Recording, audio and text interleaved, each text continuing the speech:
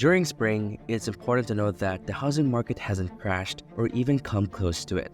While some signs suggest that we might be heading towards one of the worst housing crises in recent American history, the current data shows no significant changes in housing prices. To put it in perspective, the slight decline in prices we've seen at the beginning of this year is relatively small compared to what has been happening over the last 3 years. Back in early 2020, the world experienced a major event that had a significant impact on the economy, including the real estate market.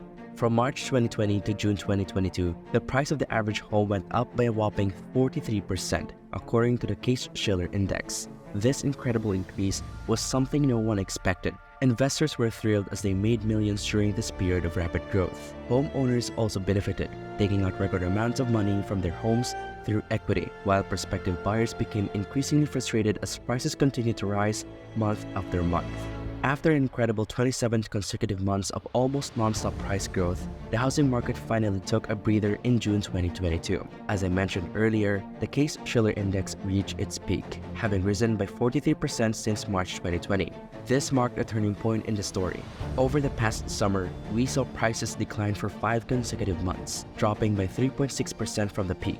To many, this might not seem like a significant drop when compared to the remarkable increases of the previous years. To make it simpler, let's talk about home prices.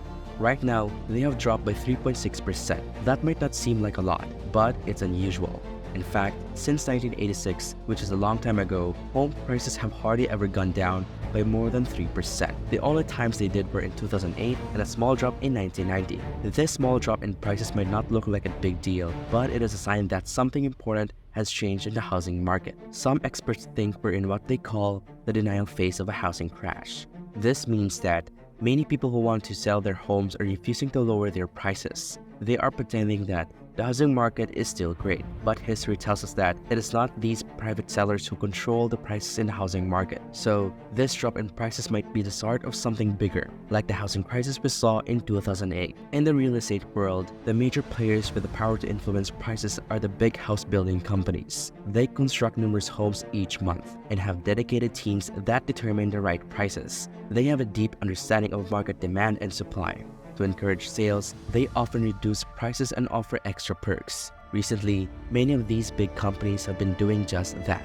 Looking at the house price graph might seem fine, but there are significant issues in today's housing market. We know this because reports from major house building companies reveal challenges. Though it will take time for these changes to affect existing home prices, it is clear they will have an impact.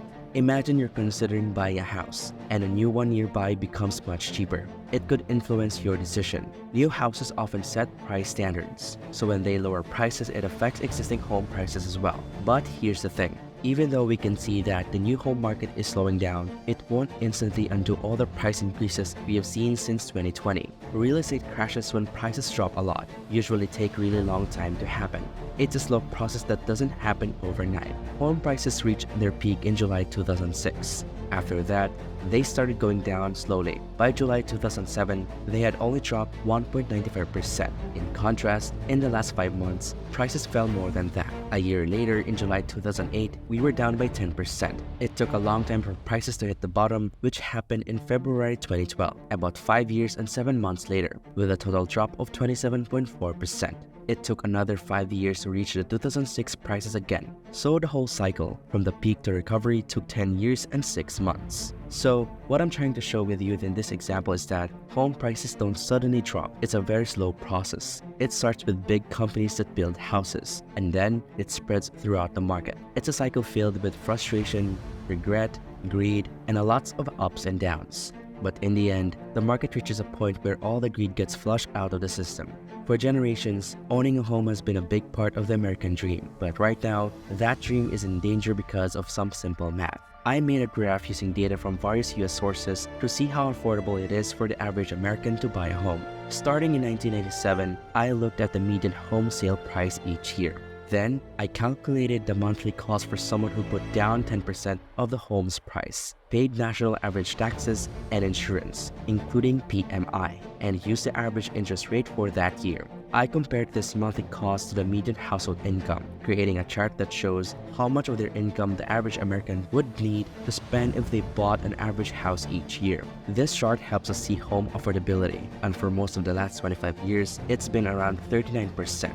But when we look at the years leading up to 2008, that number jumped all the way up to 46%. At that point, buyers and the whole banking system gave up, and that caused home prices and interest rates to go down. So, affordability got better and stayed around 35% for many years after 2008, before slowly going back up to the average. But in 2020, something unbelievable happened. The affordability number shot up and kept going up. Now, if an average American bought a home in 2022, they're spending over 52% of their income before taxes on a mortgage. We are now higher than the prices were in 2008. So, when we compare this situation to the worst housing bubble we've ever had in this country in 2008, it makes you wonder what's different this time. The truth is, the current situation isn't sustainable. When we compare people's incomes, home prices, and interest rates, it is clear that something has to change. However, history suggests that incomes won't suddenly rise enough to solve this, and interest rates are expected to go up further.